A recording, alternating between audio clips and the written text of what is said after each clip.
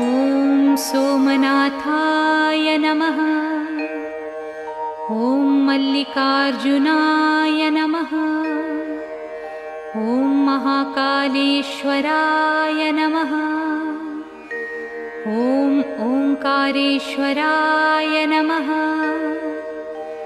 ॐ वैद्यनाथाय नमः। ॐ भीमशंकराय नमः।